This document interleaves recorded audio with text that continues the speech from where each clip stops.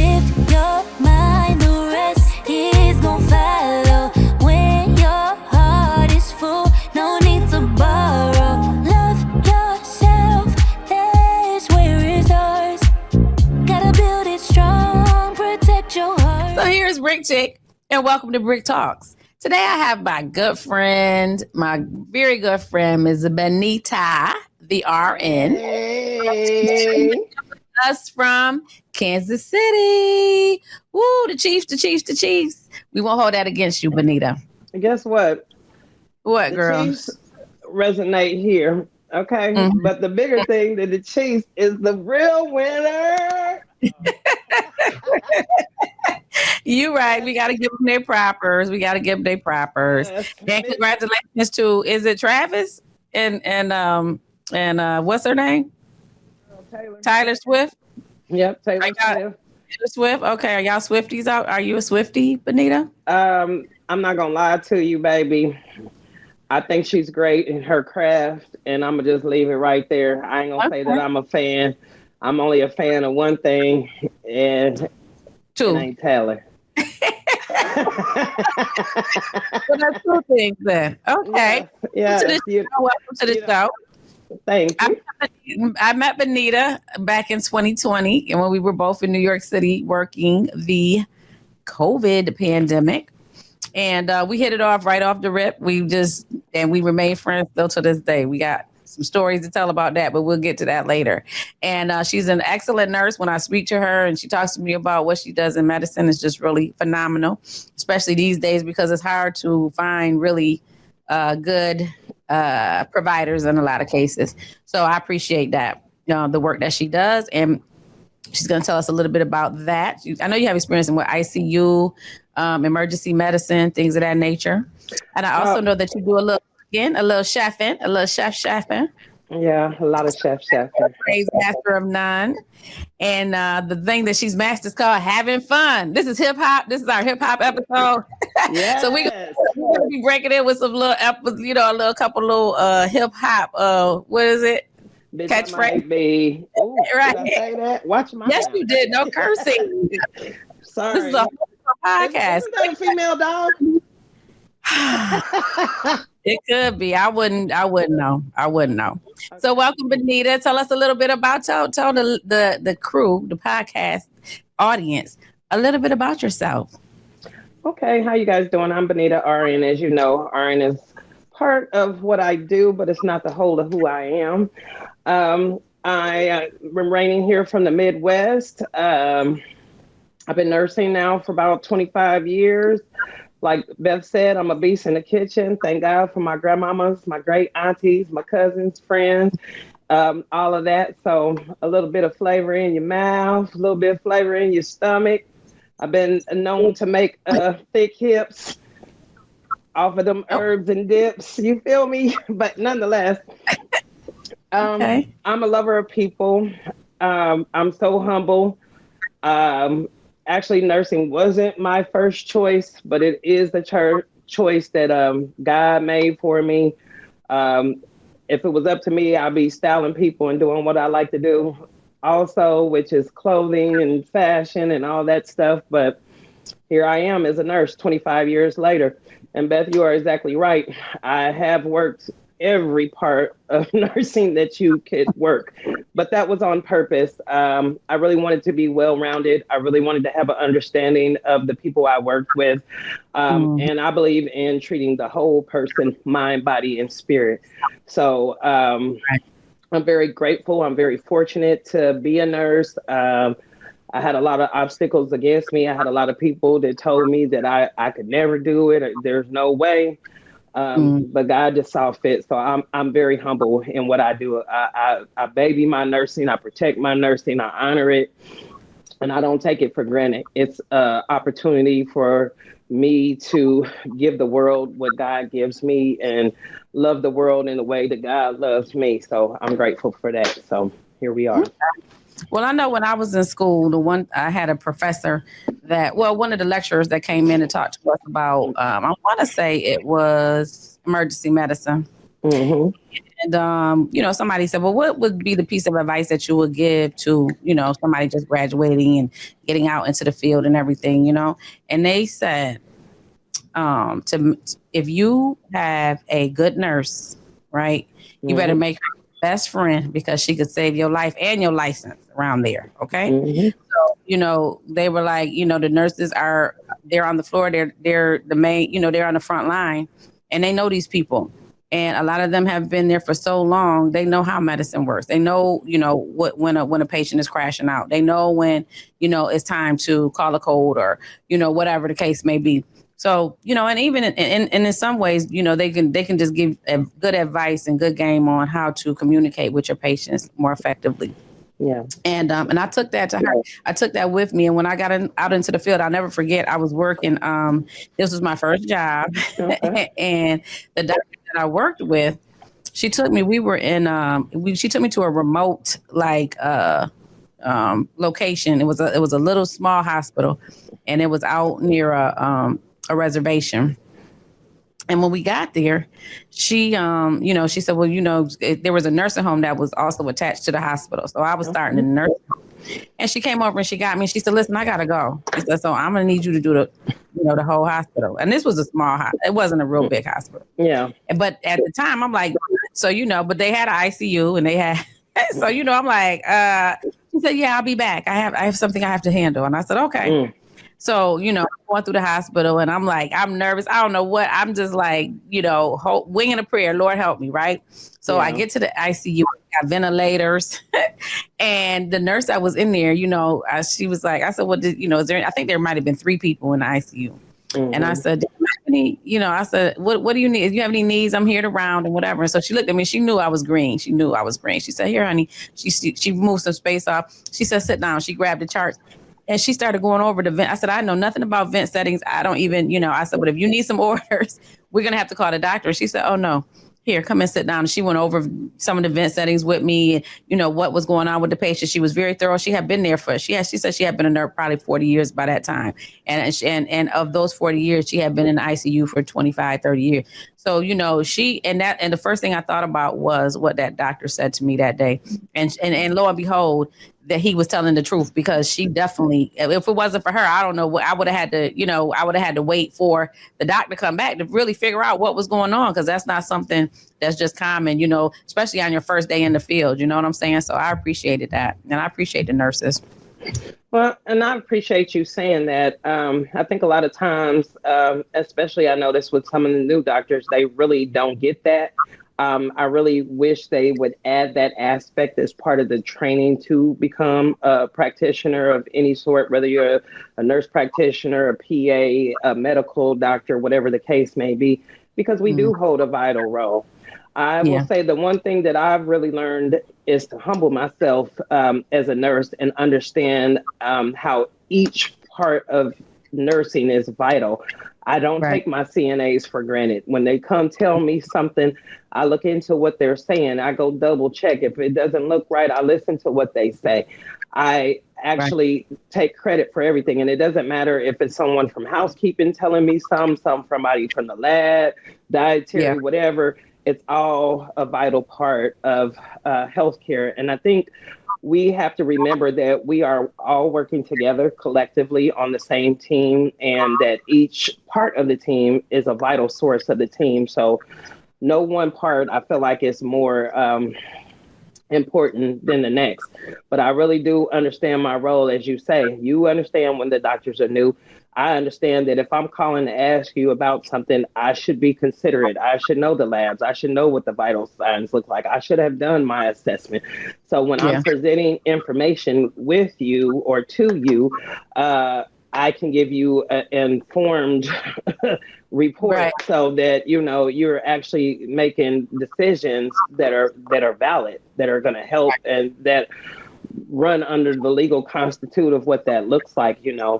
Every day it's a battle to double check yourself. You want to do everything that you should do, because although it's very rewarding to be a nurse, we also understand that nurses are getting sued. Nurses are going to prison. Some mistakes not even theirs, but we really are in a position that we have to be accountable for everybody else's work. If the Right. doctor puts in a wrong order or it doesn't look right, it's on me to call and double check and clarify. Are you sure that you want me to do this? When I'm pulling Yeah. a med out of a drawer, I can't just rely on the computer saying it is what it is. I got to actually pick up the med, read the package, and make sure that I'm giving what I'm supposed to give based off of what the orders are. So, nursing definitely has taught me to critically think, and it goes outside of healthcare now because it helps me to critically think in every aspect of my life. I have to look at it like that now, Yeah. and nursing, I guess, changed me a little bit from just being regular. Like, people can't ask me, like, how you doing? And when you ask me how am I doing, I'm critically thinking on how you doing, when really it might have been basic, but for me, I got to really take that into account. How am I doing? You know what I'm saying? Am I answering this right? You Yeah. say you're not regular anymore. So let's just Mm, take a step back before we get too far off onto down the rabbit hole. okay. So, I know we talked a lot about our upbringings and having single moms and things of that nature. And so, why don't you tell us a little bit about how your childhood played out? Well, for my childhood, the younger part of my childhood, my mom was still married. So I did get to see an aspect of a father being in the house, probably up till I was about 5 or 6. But I won't say that that was a very positive role. I seen a lot of stuff young that I probably shouldn't have seen. I experienced a lot of stuff young that I shouldn't have. So, when my mom made the decision to leave and it just became me, her, and my brother, that was different. We moved around a lot for safety purposes. We moved around a lot just because we need to go here. I can't afford this. I got to do this. So um, that aspect was rough. I think my mom relied on me a lot just because I was the eldest child. And so, I sort of got pushed into roles that maybe, I wasn't ready for, but I didn't have a choice but to be ready because it's like you get in survival mode.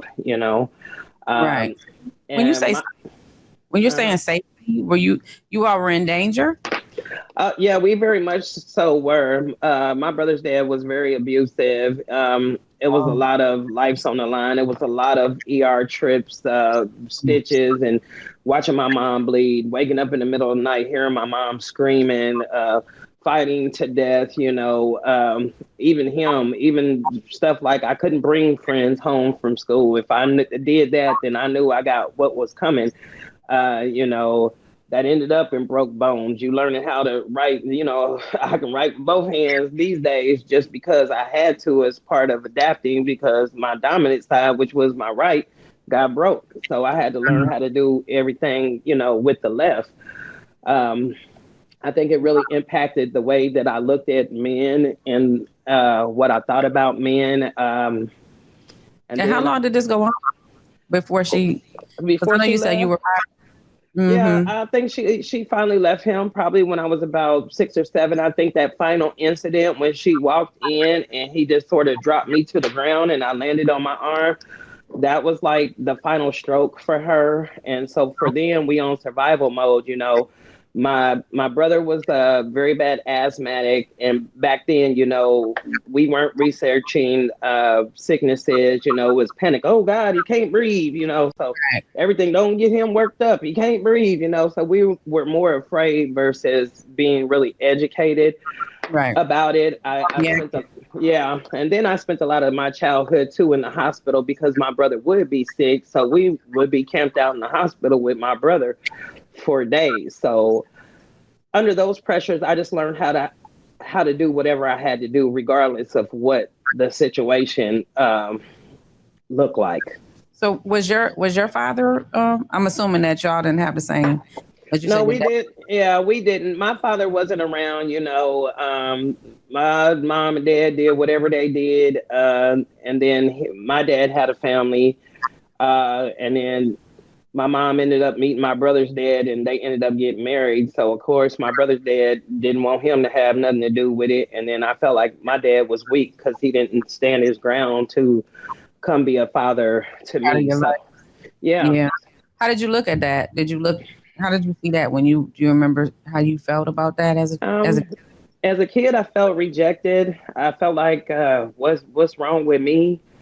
yeah, Why come don't nobody love me? You know, you see all them girls, they daddies is coming up to the school for daddy daughter dance. Meanwhile, I'm sitting here looking dumb. I ain't even got a boyfriend to come for me. I'm just up at that mug by myself, surviving. You know, looking dumb. So right. how I felt at the time, Boyfriend, a boyfriend meaning your mom's boyfriend? What? yeah, my mom's boyfriends, Oh, some kind of male figure, right? yeah, any kind of male figure. I would appreciate it, an uncle, a granddaddy, or any of that, but we lived a lot away from our immediate family, so I didn't get to grow up like I knew my uncles and stuff. Like we go like every other summer or something to visit for a couple weeks, but to have that consistency of what it felt like to have a male figure present, it Mm, wasn't there, you know. So even now today, when I get told, "Oh, you so strong, you don't need a man for anything or none of that," it's not that. I just have learned how to adapt and survive the best I could, and so I don't know how to really wait and rely on anyone. If something needs yeah, to get done, I just go on and do what I got to do. I don't have time to be waiting, you know. When we mm, moved, it was me and my mama moving couches. My brother had asthma, so God yeah. forbid, let's not put no stress on him. So, you know, So he was the baby in yeah, more ways than one, right? yeah, So, definitely so. and as y'all moved around, I know, I mean, some of these things we've talked about. I know you mentioned that um, y'all might have had some pretty gangster in y'all family, We had right? a lot. Yeah, we had a lot of gangster. My mama was the biggest one. Trust that. So, Trust that. She's the most gangster that I know. You know, because so how along with that came about after the your brother after she married her? Like, where did you learn about your mom being the gangster? well, I think she kept it hid at first. You know, Okay, coming to talk to my mom initially, I realized, you know, once me and my mom talked, she had been on her own since she was 12. So pretty right. much the streets raised her. You know, she was every dope dealer's best chick. You know what I'm saying? Okay. Um, she knew how to move the weight. She knew how to carry, you know, she did a lot of stuff. She did a lot of stuff Right. unbeknownst to us because it was very important, I think, for Mm, her to keep our household looking regular. And it did up until them feds came knocking at the door. And when them feds came knocking at the door, then I got a real understanding. Oh, shoot, they doing some other stuff than what I know about, you know? right, So, right. So you guys were always on the run. Did your mother have to do any jail time? oh, she did. My mom did 5 years in a Oh wow. federal penitentiary. You know, during that time, while she was gone, you know, we stayed with family. That's how I really probably got more of my introduction to Kansas City because we had to come here. And I know, like initially, I was gonna go with my grandma, but then my mom didn't want us to be separated, so we ended up staying with my great aunt and my great uncle. And so we stayed with between them and my grandparents, you know, we sort of back and forth between them. How was that experience? It was messed up, you know. But that's when I learned survival of the fittest because, you know, once my mom dropped us off, yeah, she was on the run for a little bit before she got locked up, you know, and she tried to send us what she could. But I feel like, you know, that money that was sent was used to help the household as a whole. So, like, me and my brother never really seen that individually, you know, Mm, and I don't know all the details of what they struggles were, but I just know we didn't see it. So, my thing would be I'd babysit all summer long and save all my money so I could go buy my brother new school clothes so he didn't have to be like me wearing hand me downs. mm. Um, and even with that wearing hand-me-downs, that affect you getting older because then you be trying to prove something that later on you realize you don't even have to prove.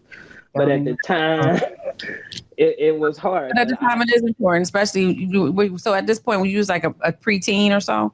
no, girl, I was like 8 years old babysitting, baby. This is way before then. So I'm like, okay, yeah, well, okay, okay. Mm-hmm. Yeah, you know. taking on the role of your mom, as of a mom to your brother, because you always cared for your brother because of his Yeah. illness and things like Yeah. that. Yeah. And okay, and so and then you're in the household. You said between the aunt and the grandmother. And did you experience? I know we talked about this, so did had you had some experiences with your aunt or your grandparents or your family, which made you feel like less than? Were they saying certain things to you or doing anything Um, to you to feel that way? I think just the constant battle of being the only girl, you ugly, you this, you that. I felt like everybody's science experiment because I'm the only female. So Mm, it was hard to spend that time in a household that was mostly all male dominated. Of course, when I got to go with my grandma, I felt a little bit more girly, but the trauma from that had me always wanting to be in two t-shirts, some big shorts, and some tennis shoes. I don't want you to look at me at all.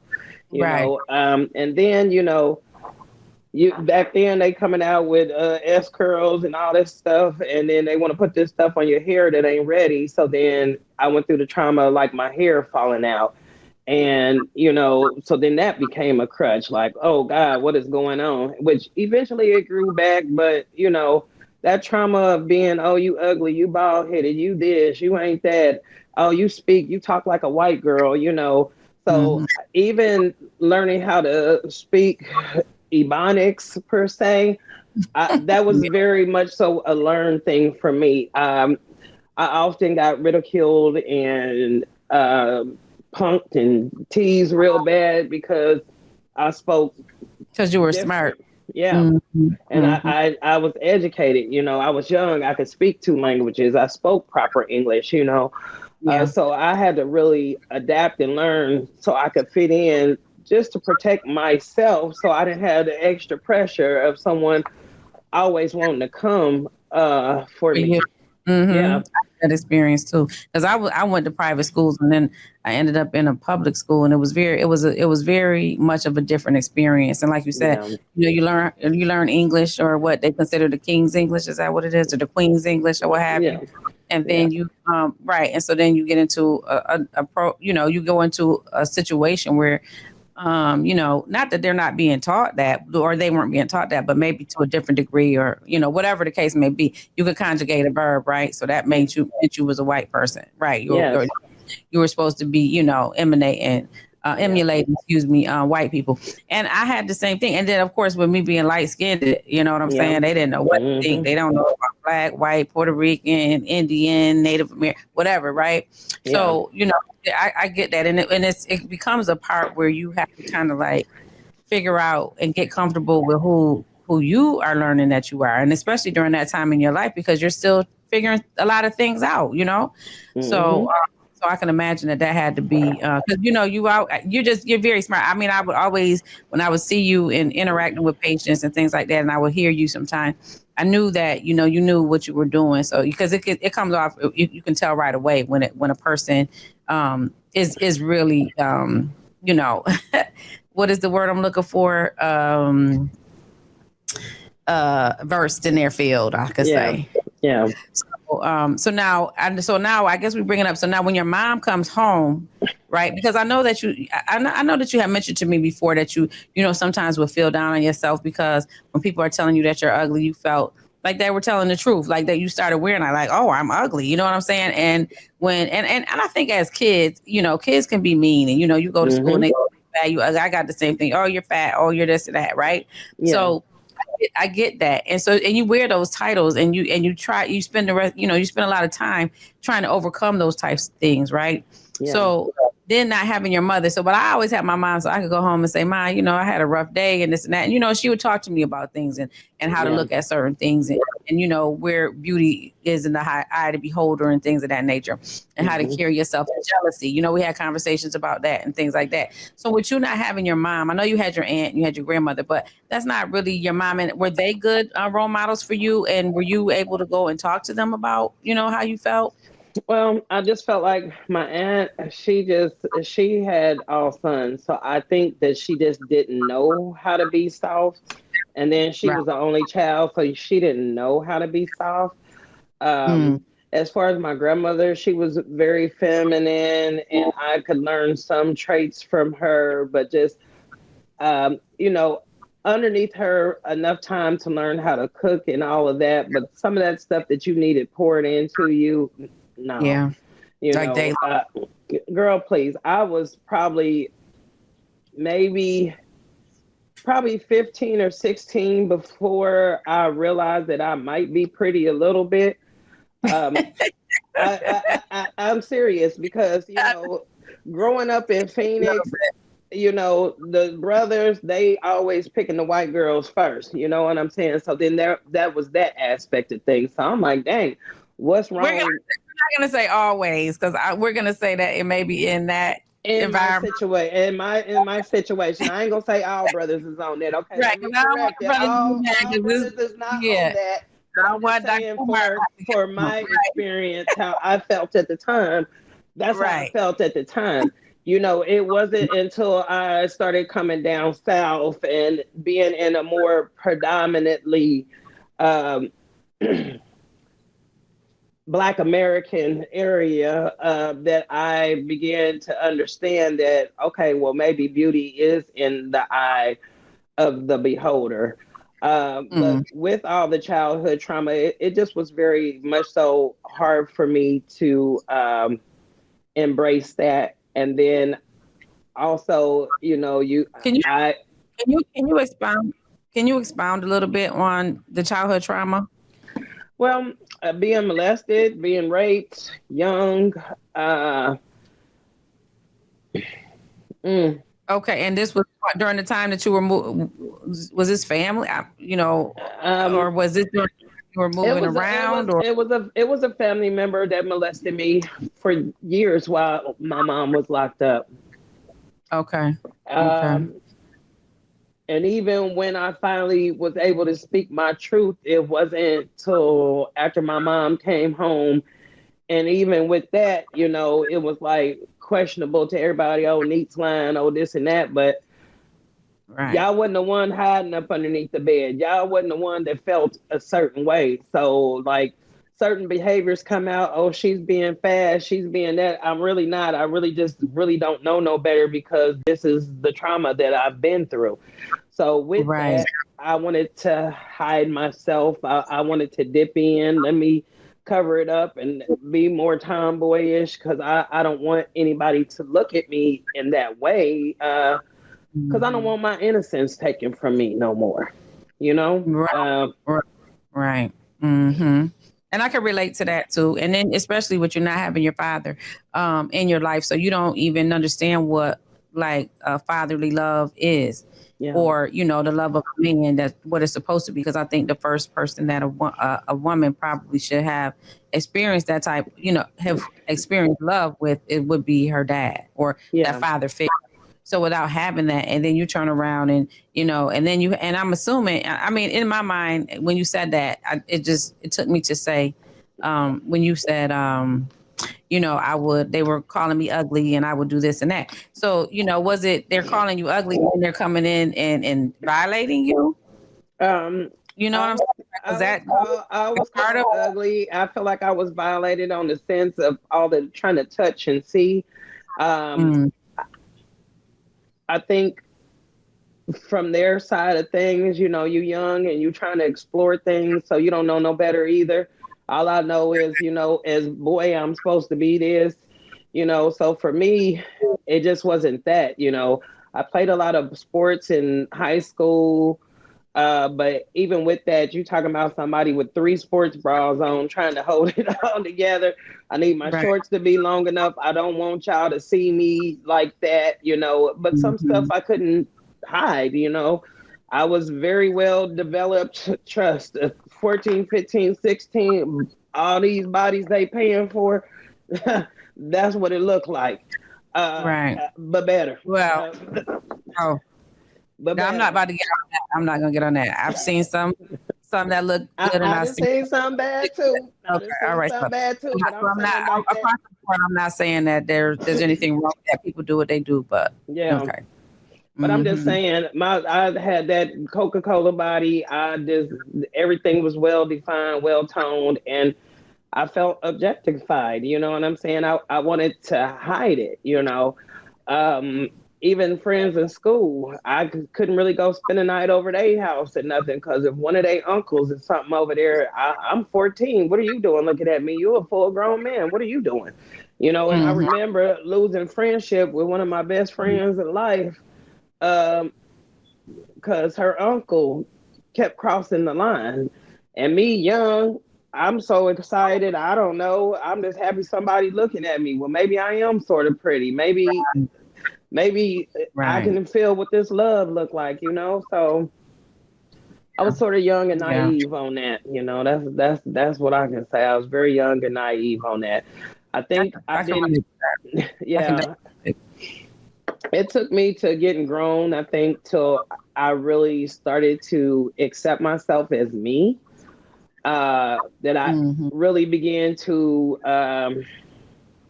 embrace myself. I'm grateful because I had a couple girlfriends that just would really be like, "Girl, you beautiful," blah blah blah. So then you start believing those things. But it took me a while to do that. Like I had to really go through some therapy and shed some Right. sin just to get to a place of figuring out how to love me.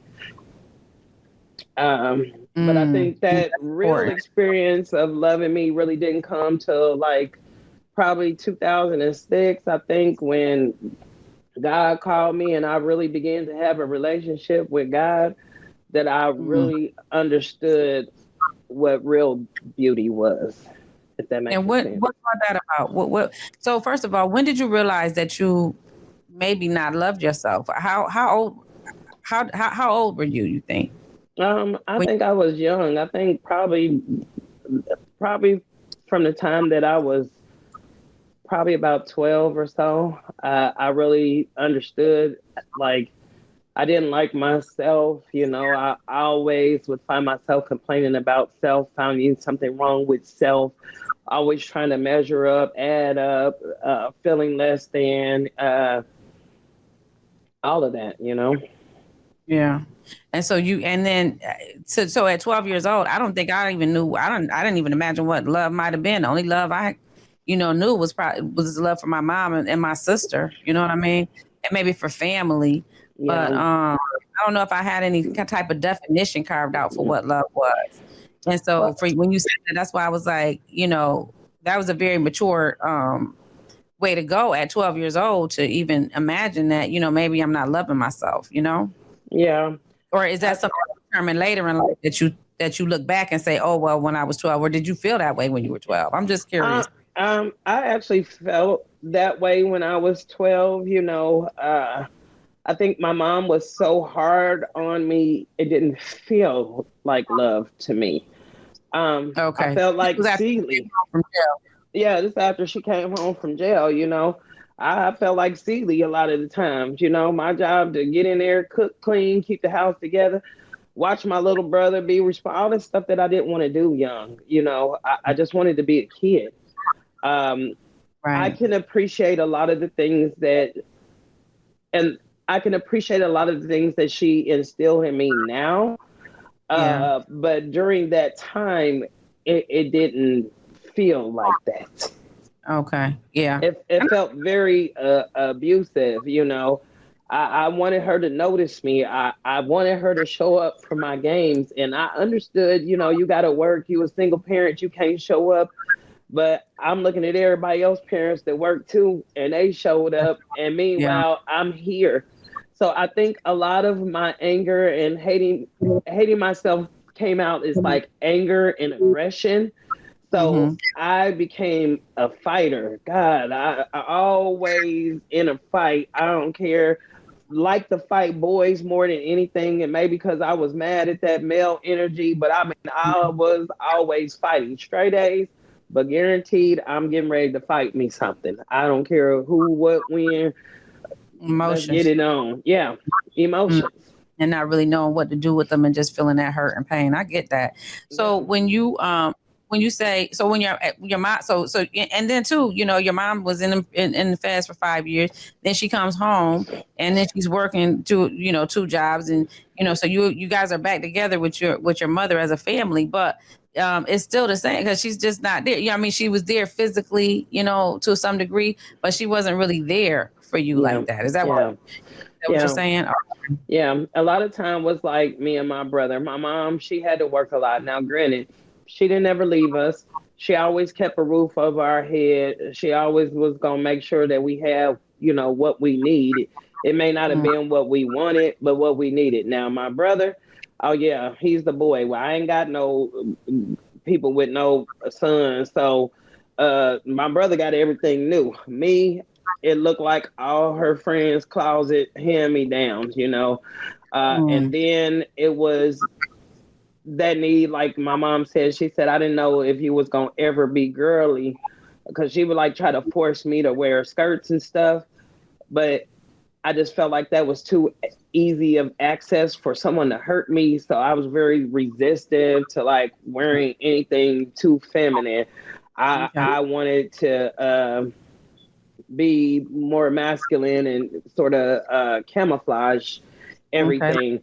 So yeah, were there some instances that I had stuff on? Yeah, I did, but I always felt dumb on the inside when I had it on, no matter like how big I was smiling on the picture or whatever. That was Mm, for show. So mom would be happy with the picture and everything's good, but really on the inside, I'm just feeling disgusted. Like mhm. I don't even want to be a part of this. Right. Right. So, you was giving off a little bit, some baby stud vibes. Yeah, yeah, Mm, mm-hmm. yeah, very much so.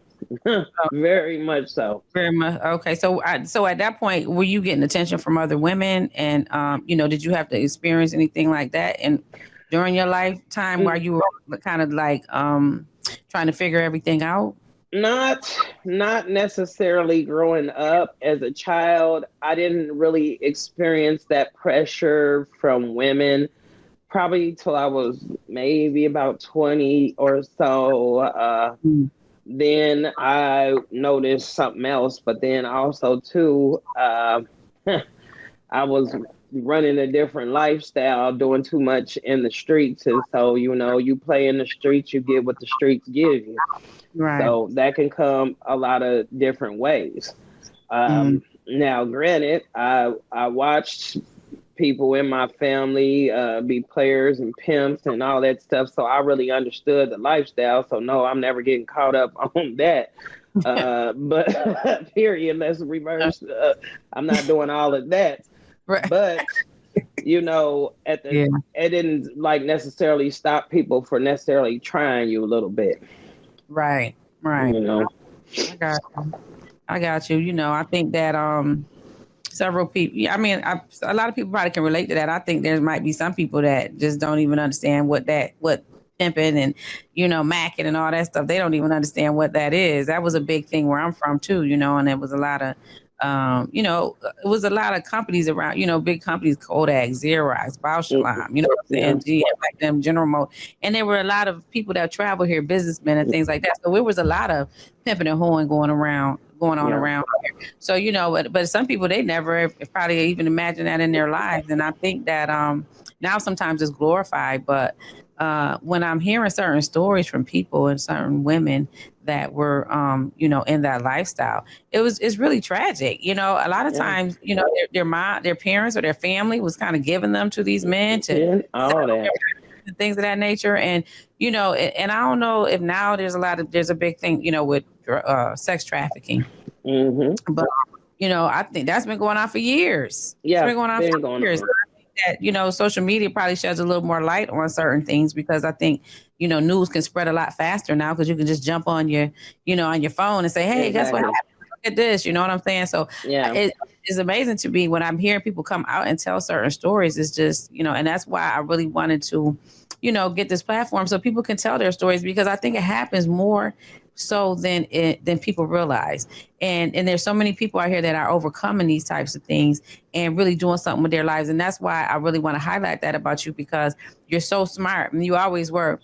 From that, like I said, your personality. And I remember when you sat down at that table when we met, you look so tired. You look almost defeated. But when you looked up at me and you started talking to me, because when you sat down, you was like, "Oh Lord, it's been a long night, right?"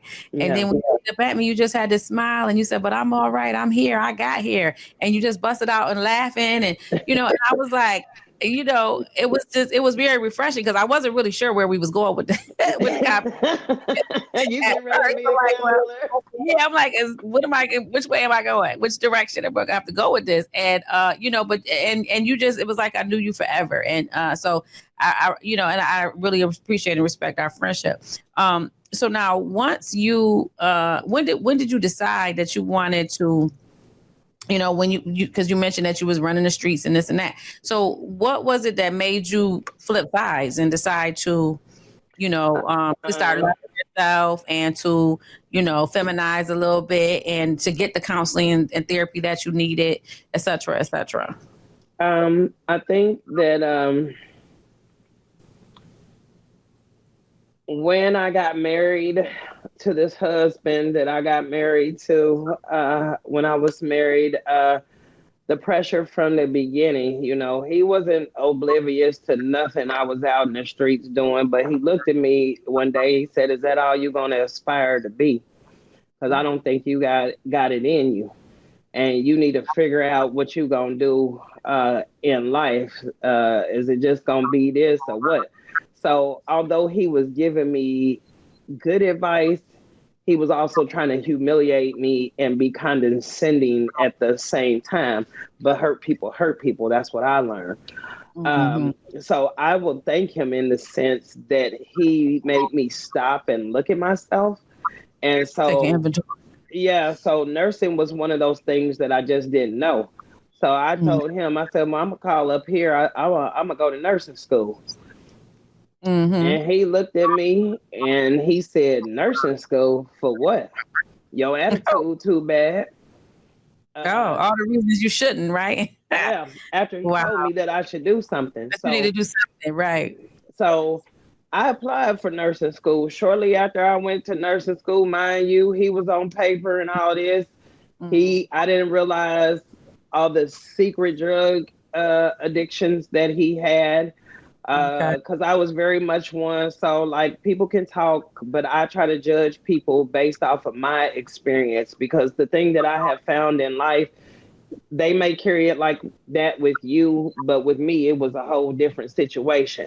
So I didn't know. Right. Um, and Wow. so with So, that, so your husband was drug addicted.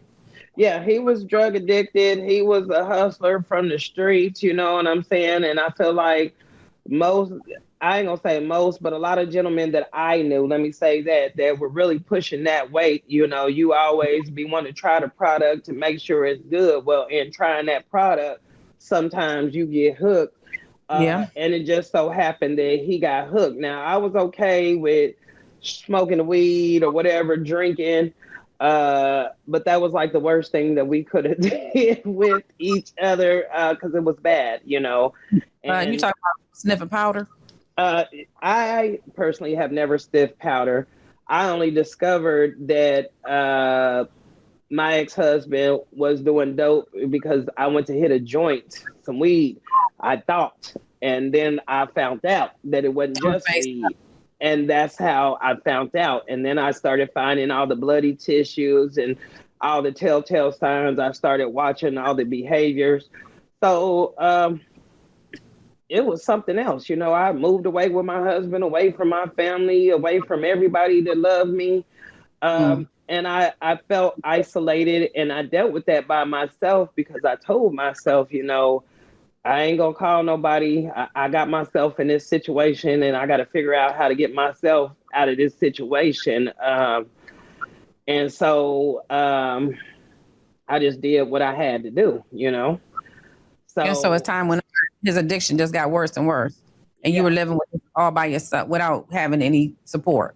without having any support, it got worse and worse. A friend of mine ended up reaching out to my mom.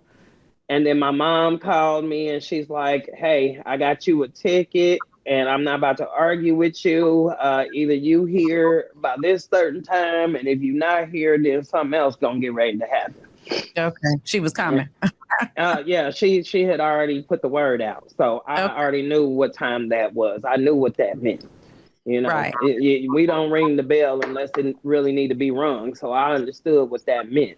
I understood the assignment. Let Hmm. me go back to your mind real quick because I know that you mentioned before about your mother, and there were some things that you learned about your mom that she had experienced as a young woman. Yeah. You want to expound upon that? Well, I learned that my mom too had she never felt love from her parents, I guess. She felt like she was always moved around. Like her parents never had time for her. They was always busy running the street and busy in a toxic relationship trying to see who shot John. But Right. they missed out on my mom. Now, my mom's older brother, he had a different dad. So his dad always came to look out for him. But my mom and her father's situation, it just wasn't that. It was my grandfather and my grandmother arguing, and my mom just doing what she passed from here to there. So then it began to make perfect sense how she found the streets, because here's somebody out here that loves me, or at least they showing me love. They buying me stuff, they doing me this, not realizing that she was really only getting baited in to do some stuff. She Yeah. too had been molested, but back then we don't talk about it. We sweep it up underneath the rug. You better Right. not say nothing about it. And I don't care, you out your mind, you lying. So she didn't have none of that support. So all that trauma and being on her own at 12 and being a parent, that it doesn't come with a rule book. You got to Right. sort of swing it. Mhm. And older in life, I got that understanding. Younger in life, I was bitter about it because I'm like, hey, if you already know XYZ happened to you, why would Right. you put me in the same In that same position situation. for it to happen to me? So I I was hurt. I didn't really understand. I didn't really understand it, and it really took for me to get a mother's aspect from a girlfriend of mine to really understand what that looked like for my mom. Because while I was busy Right. being bitter, I didn't realize that I also was dealing with a mom that had been abused, that had been misused, that had been lied to, that had been hurt, that was on survival mode all the time. So Right. I didn't get it. Yeah. Yeah. Yeah. Sometimes it's too little too late, Well, Yep. when you recognize and you realize those things that, maybe that she was just doing the best that she could, Yeah. and making the best decisions that she could make based on, the experiences that she had. Yeah. So, and I get that. I totally get that. So, and I know that over time, so I know you were married and then I know that you divorced. Um, Now, once you got back out in the street, did you go back to the streets or was you like, did you get married again? Like how did your life play out after Well, the marriage? So from the, I the dick husband and what have you. well initially, I guess it was more of a separation and then a divorce.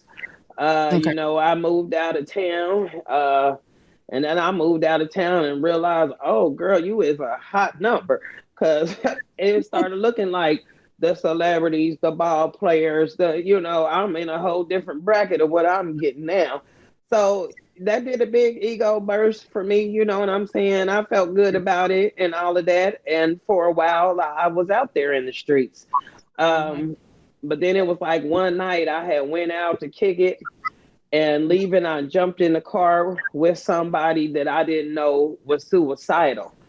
Oh. Uh, Mm. and jumping in the car with that gentleman, and I'm saying that very kindly, Right. um, he's driving erratically to the point I had to grab the steering wheel, slam my foot, kick. I don't even know how I did this, but I slammed my foot on the brake and got us off the freeway and slammed the car into park. Um, Wow. I don't even know, when your adrenaline running, it is what it is. But as I walked through this neighborhood at night, by myself in this itty bitty dress, stressed, all of that, it was amazing that here this car comes up and there's two gentlemen in this car. So But wait a really, minute, before you go on, was you crying? yeah, I know, I knew you.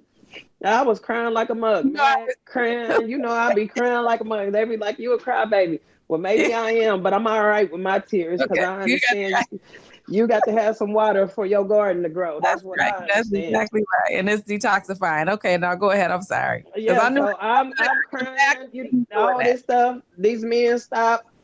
I'm like, what do y'all, what do y'all want? I'm on defense. And they're like, sister, you Right. look like you need some help. Right. And something in my body said, get in the car. Well, come to find out, these two men was angels sent from God. And they Yeah. drove me from my destination all the way 45 minutes to get home. So you do the math on how long that walk would have been, about 3 hours in some Right. heels. Right. And So, you made it. The wild so, animals and everything else. Yeah. so once I got home, I just remember crying heavy. And I just Yeah. remember saying, God, if there is really a God, if you really exist, I will change my life around because you saved my life right here. And then it was like a couple days later, my mom was at work and this pastor and first lady came to her line and invited us to their church. And that's where my life began to change for the better. Okay. Now, Okay. mind you, I was still running the street and doing all I could do. I was still a nurse too at the same time, and Oh, Lord. nursing in the daytime and at night. So you Hey, finished your RN. You did finish your yeah, RN. Right yeah, about. Were you doing RN school when you were married and and to an addicted husband? yeah, I Wow. was. On top Mm-hmm. of being married to an addicted husband, my brother was in the street. So during that Mm. time of going to nursing school, I got robbed at gunpoint. Here I am in the house, no air condition. I got a gun in my book and I'm studying. And meanwhile, everybody's mad at me and Benita, you need to do this and your husband ain't this and all of them pressures. But all I could do is stay tunnel vision on the one thing that they said that I couldn't do. I didn't know at the time that was God ordained for my life. Mm. I didn't understand that until I began to have a relationship with God. And Mm-hmm. feel like as I began to have a relationship with God, it's like I was able to finally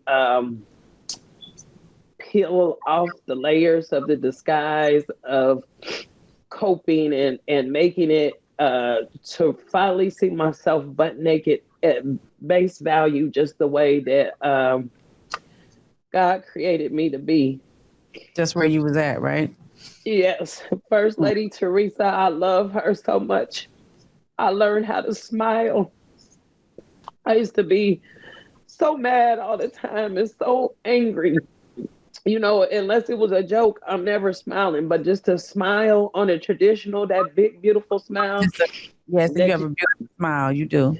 you got to see. I thank Pastor Teresa for that because she was like, girl, you about to be on the door uh, being the host in the morning when everybody come in, you get to welcome in to the church. And I'm sitting here like, Mhm. girl, I still go out, Pastor Teresa. So I'm not about to be at church at no 7 o'clock in the morning on Sunday. I'm just getting in at 5.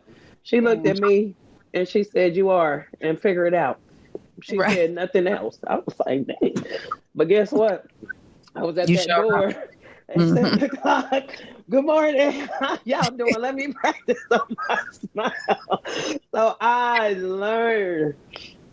And in that year of growth, God really brought me to a church that was full of hoodlums, people from the streets like me, people who sold their bodies, sold drugs, was out there on drugs, alcoholics, all the riffraff, would you Mm. say?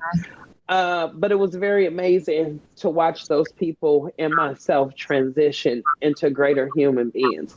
Not to say Right. that we never came without no flaws, but to come from Right. something so ugly to becoming something beautiful was Mm-hmm. amazing. And so Mm-hmm. I've always carried that with me, and even Yeah. going there as being a part of church and all that. That's when I decided, okay, I'm gonna try to give my marriage another try because I'm trying to be holy and follow what God say.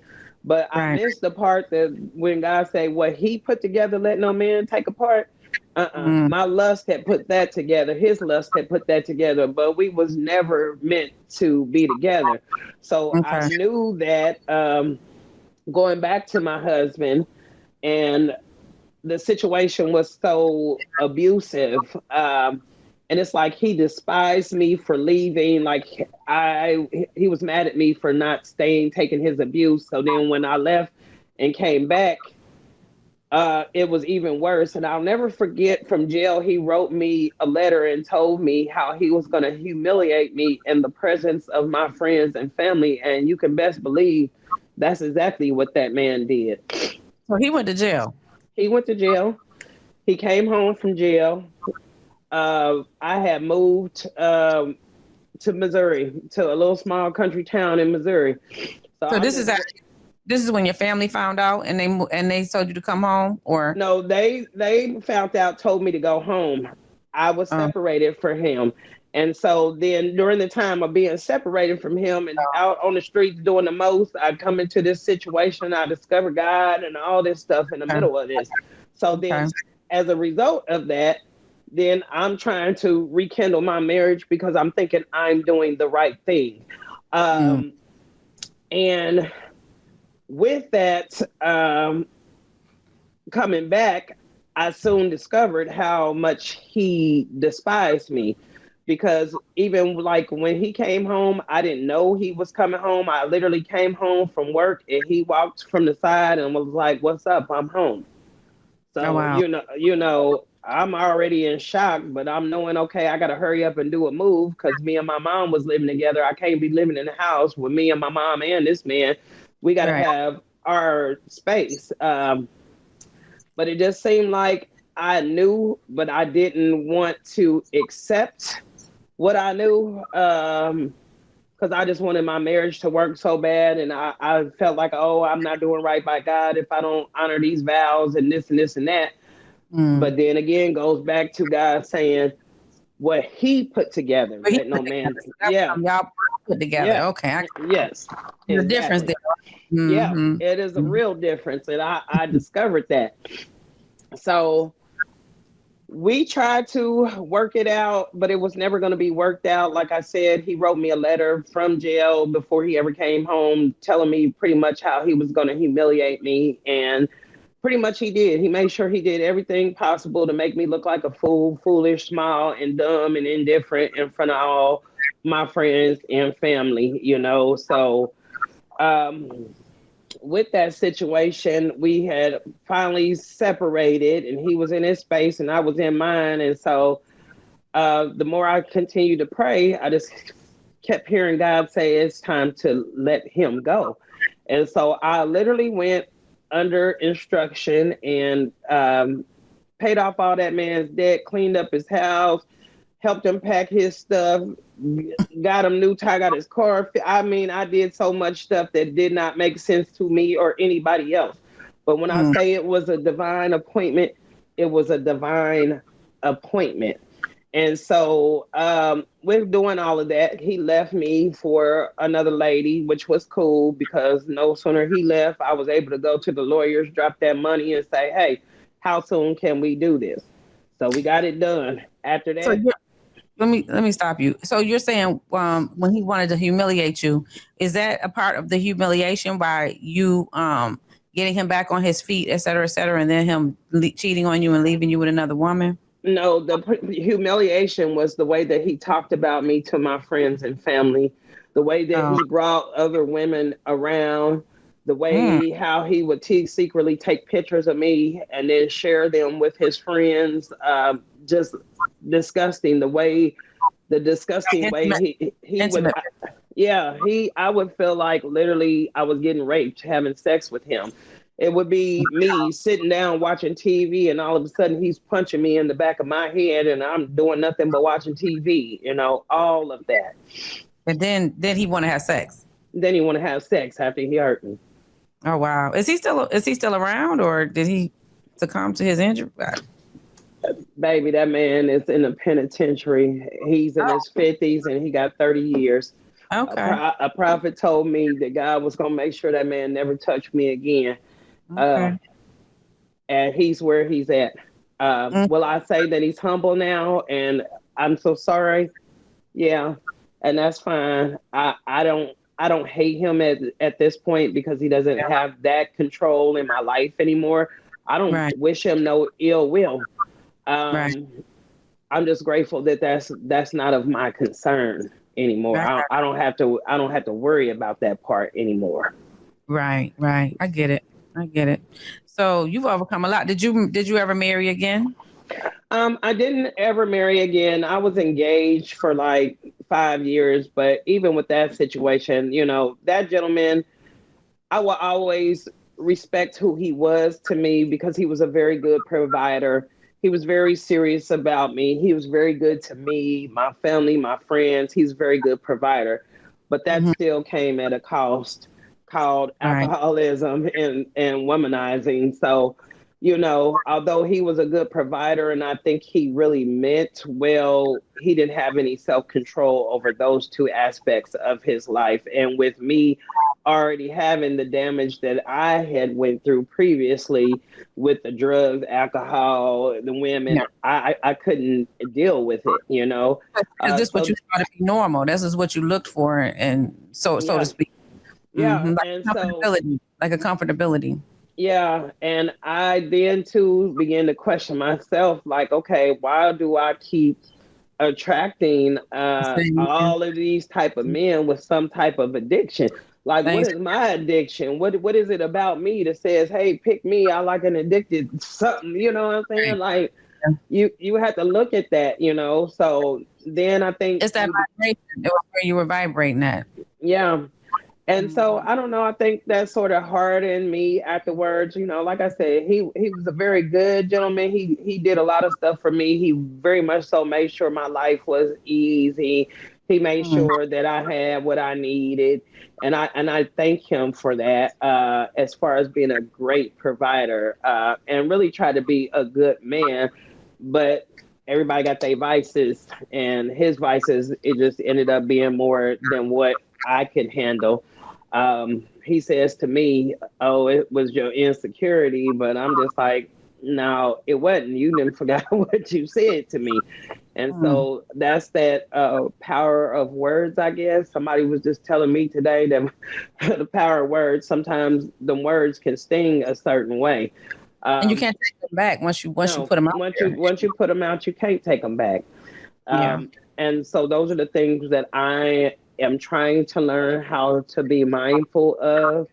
Um, Definitely stepping back, taking a break. If I'm too mad to not, but that doesn't always work. Sometimes, you Yeah. know, I'm still human. Emotions get the best of me, and I know this mouth can turn into an AK-47. So I have to be careful with that because not only am I saying something to that person, I'm also bringing some things back on myself. And so that's that place of where you try um, to figure it out and be better, you know?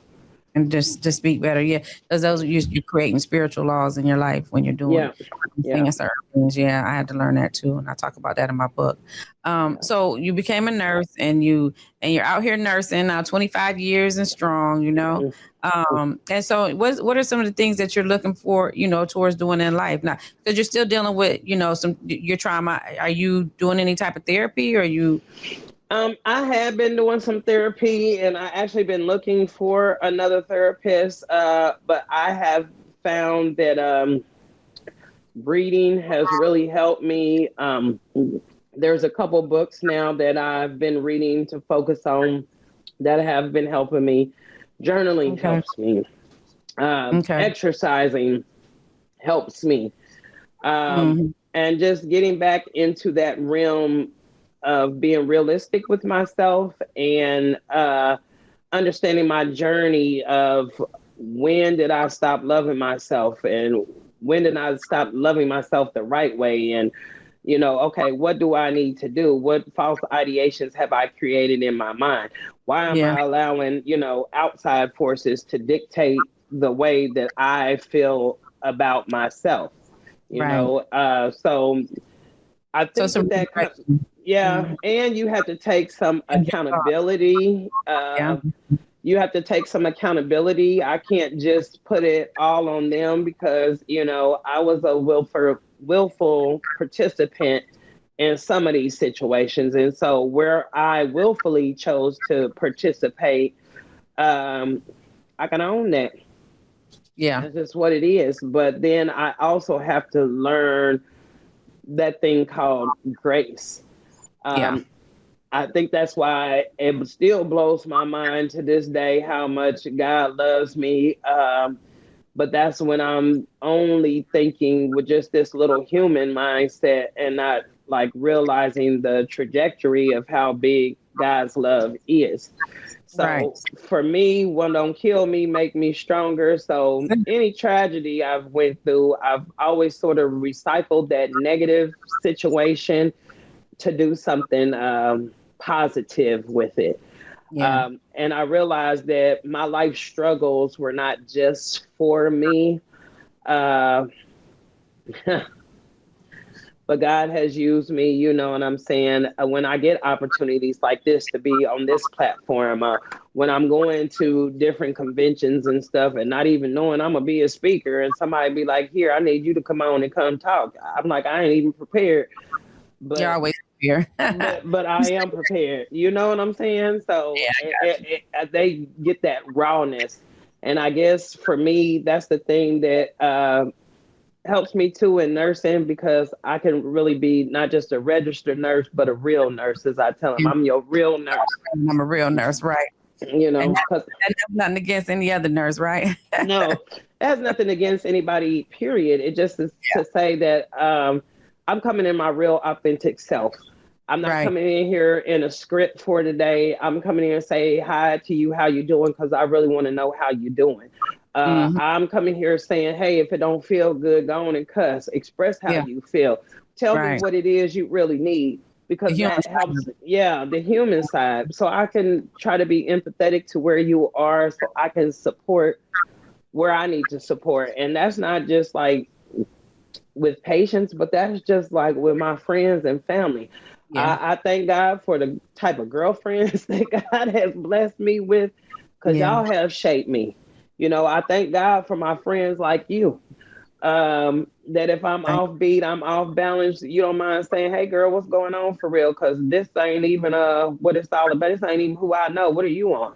you. Right. I need that, Yeah, we have because had conversations, but somebody's had to have them with me too. And I had to, sometimes you have to check yourself, and, yeah. and I think that a lot of times we, are so defensive about, if somebody's telling you something that you don't want to hear.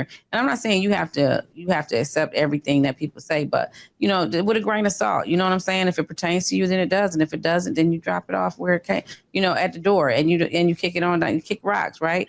But at the end Hmm. of the day, we all need that checking. And I think that, those are the type of people that I want around. I don't want somebody around me that's just telling me, all these good things and how great you are. I need you to tell me too when I need to check myself and when I need to, elevate. You know what I'm saying? So those are so I've learned that over time. And if I don't have those type of people, if you're not that type of person, I'm not going to have you in my life. So I appreciate you too. I think that it's definitely a two-way street. So I know that you're doing some business. She what? I know that you're doing some other things now, working on some projects, and so I'm trying. Would you like to talk about that a little bit? Definitely. So this year, I just gifted myself with my own business, and I put it under consulting service because there's many different aspects to it.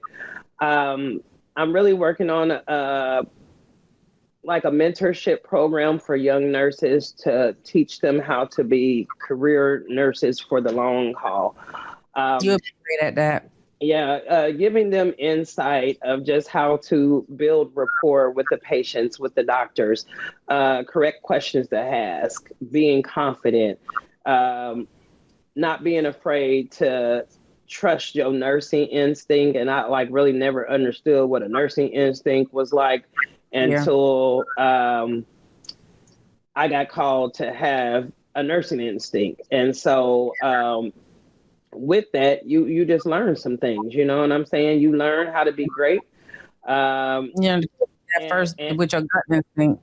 yeah, you know, so Yeah, I just want to give like the things that I wish that I had. I wish I could dial a friend while I was nursing at first, you know, especially right, nursing in these areas that, you know, you the black nurse, you know, or the one that was different from everybody else. But to right. be able to have someone that understood it from my aspect, would have been nice, you know, not necessarily trying to fit in, but just understanding your importance as part of the whole, you know. Yeah, Just being able to like remain humble. And even if you know what you know, still double checking, double asking, you know, just something to sort of encourage research. a newer nurse to be more confident, to sort of be like they cheerleader in their pocket, per se. Okay. You know what I'm saying? Yeah. So that's So I think that's important now because I know I had people that I was able to call and ask questions of because sometimes especially in these types of careers, if you're asking a question, they're looking at you like and I think most of the time is because they don't know the answer to the question either.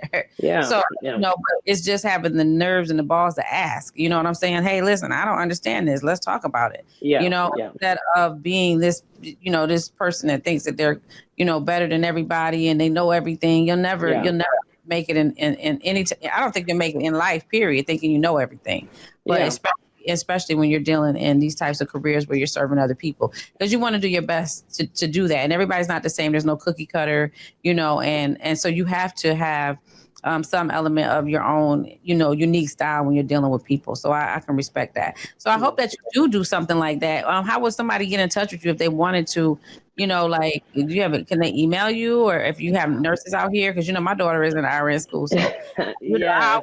she keep your number on speed. I'm like, call her if you have any questions. Call her, and I know she's called you right in the past, just to kind She's of called me. fast. Yeah, she's called me in the past. I think right now it's still work. I still got some things that I'm rolling out the kinks on, so stay tuned.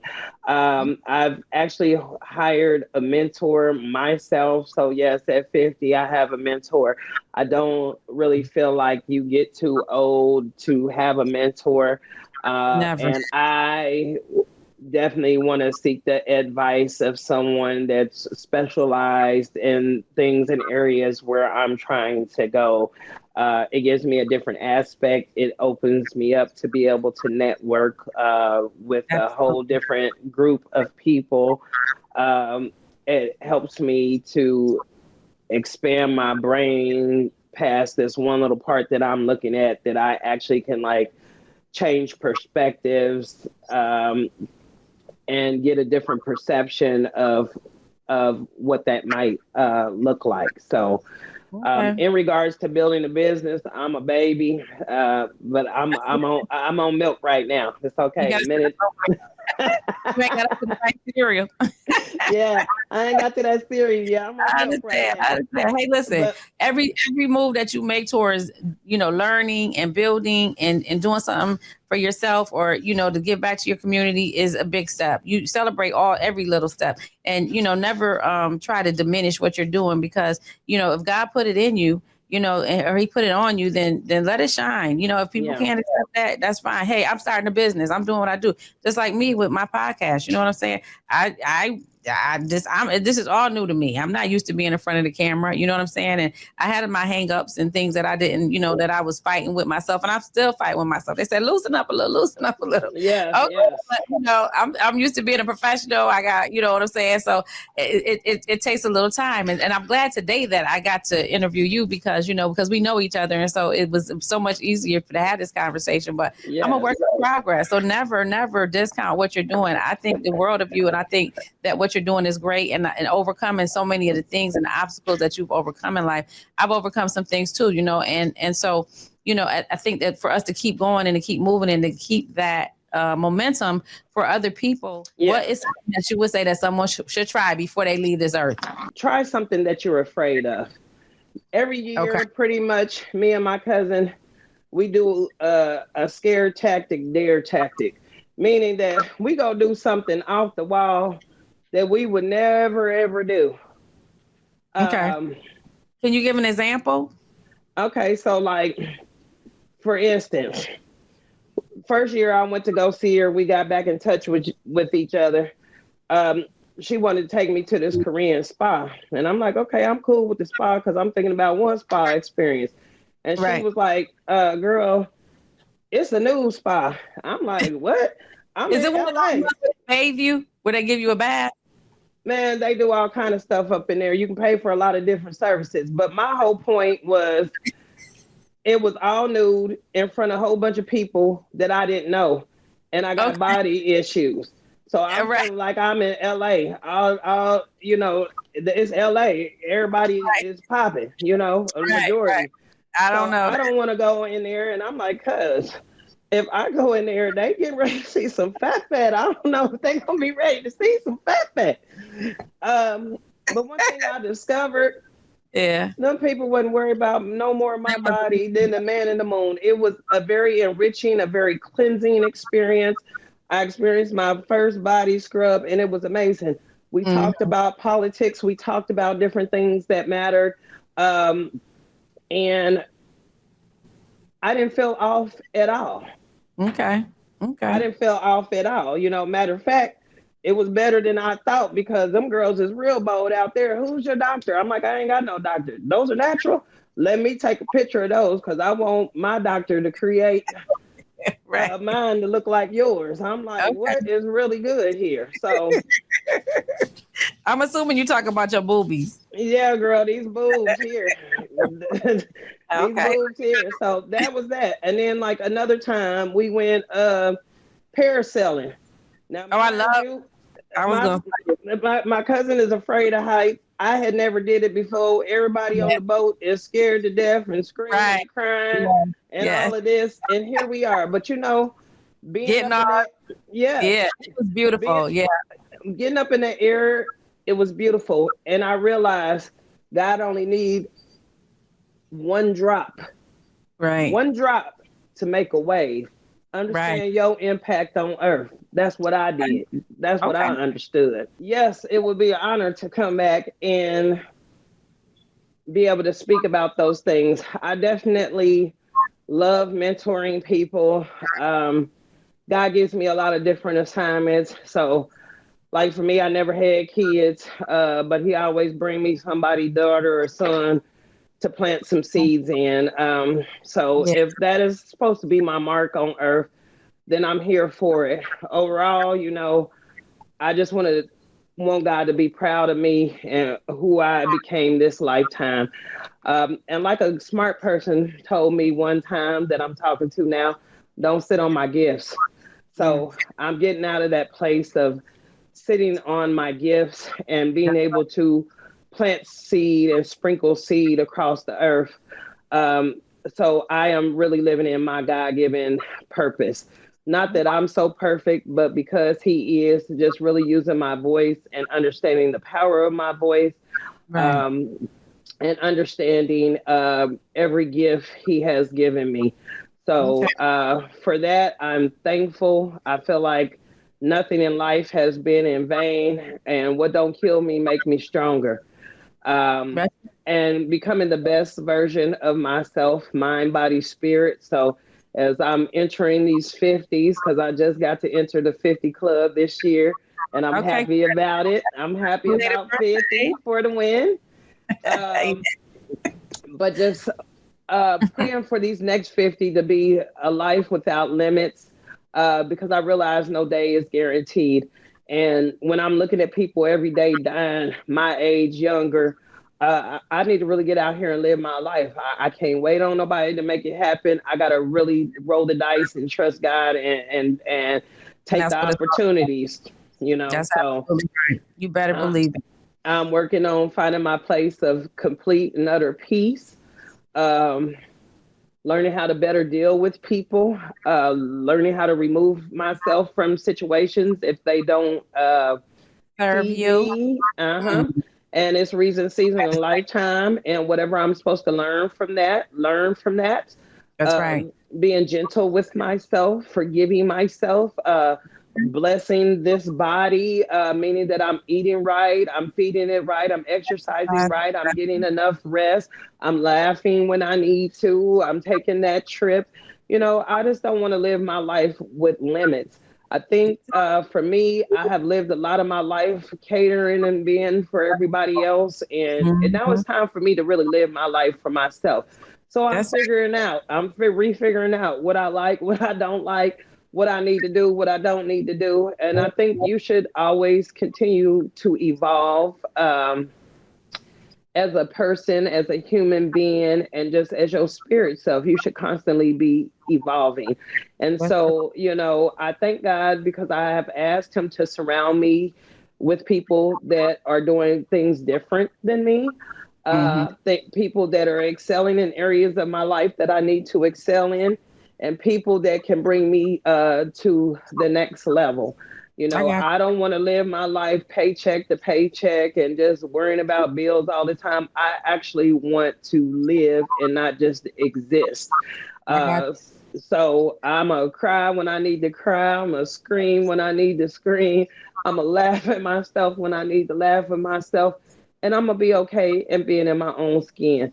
I just realized I don't have to be anyone but myself, and God didn't make no mistakes. I am beautifully, wonderfully made, just the way He intended for me to be. Amen. And I'm grateful for that. And I'm grateful for you, friend. I thank you for this platform, and I thank you for giving me an opportunity to tell my story. I know you know plenty of people. I done came into your city and see how you work. I see how they respect you. I see how people honor you. I see how people are in your presence. And I, too, have been grateful to be in your presence. I couldn't ask for a better partner in crime when we didn't really know what we was fighting, but we was doing what we had to do. And you kept me inspired. You kept me with a piece of home. So I love you. Even when my brother died, you was such a support to my mom you never, ever met in real life.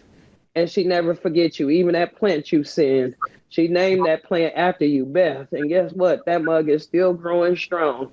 Thank you. I'm glad she liked it. And I appreciate that.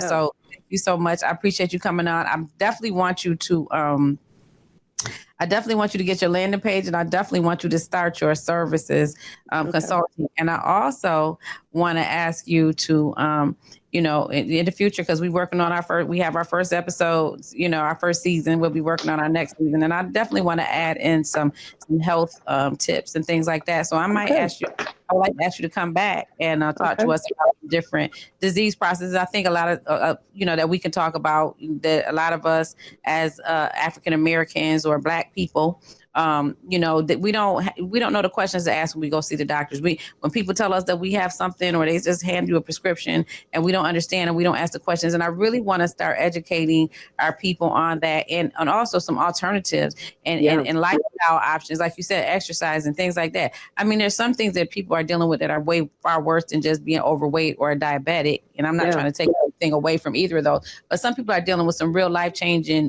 diagnoses. And I also want to talk to people about dealing with death. Because, when you come across that you lost your brother, I lost my mother, I lost my sister, and a lot of us have lost people. But a lot of us have not quite gotten there yet where, you may have had a distant relative or what have you. But when it starts hitting home real close and you're planning funerals and you're trying to figure out the repast and you're trying to figure out how to get them buried and coming up with money and things like that. So, I really want to have that conversation for people when they have been given a diagnosis that is life changing, and that's for the whole family. So those are some of the things that I'm going to be definitely working on, and I would love for you to work on some of those things with me. So please stay healthy, stay up out there in Kansas City. I'm happy to get out there and see you. I will. I'll be out there to see you soon. Look, I'll be on the plane quicker than you. I know, because I don't like heights. I don't like heights. Okay, I'm not ashamed to say that. Okay, I do appreciate you coming on here, and I appreciate all the good, the lovely words and everything. I stay humble. I just be who I am. I'm not perfect. You know what I'm saying? But I love you, and I'm glad that you came on, and I appreciate you. And so I'll see you the next time. Okay. All right. Until I'll the see you next the time. next time. I love you too, friend. Okay. All All right. right. All right. Thank you for joining us today on Brick Talks, and we'll see you next time. Deuces. Try new Deuces. ways, a new point of view. Don't stay